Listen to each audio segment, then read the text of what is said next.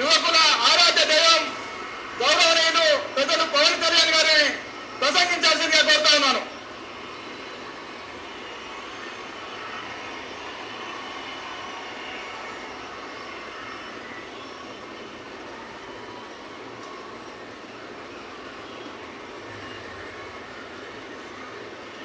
జై తెలంగాణ.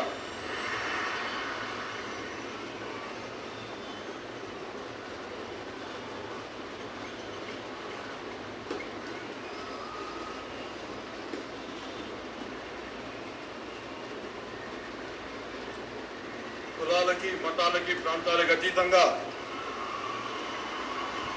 సమాన న్యాయం జరగాలనే గాఢమైన ఆకాంక్షే నన్ను జనసేన పార్టీ పెట్టనిచ్చింది. ఇలా నిజామాబాద్కి మీ ముందు నిలబెట్టింది.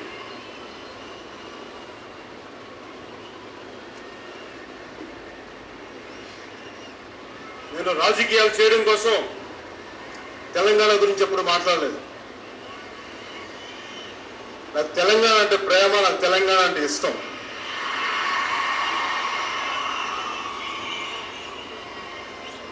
దానికోసం ప్రత్యేకంగా నేను ఎప్పుడు డంకా బజా అని చెప్పడానికి నాకు ఇష్టం లేదు. మీ గుండెలో మీకు తెలుసు, అది నాకు తెలుసు.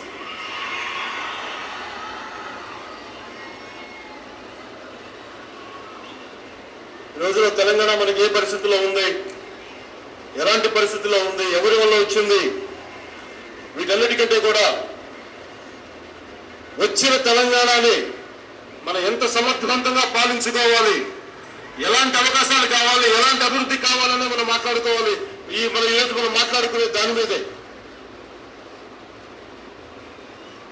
తెలంగాణ రాష్ట్రం రాగానే అందరూ పోటీ పడుతున్నారు. ఇది మా వల్ల వచ్చింది, ఇది మేము కృషి పెడితే వచ్చింది, మేము పోరాటాలు చేస్తే వచ్చినాయి అని అందరూ అంటున్నారు.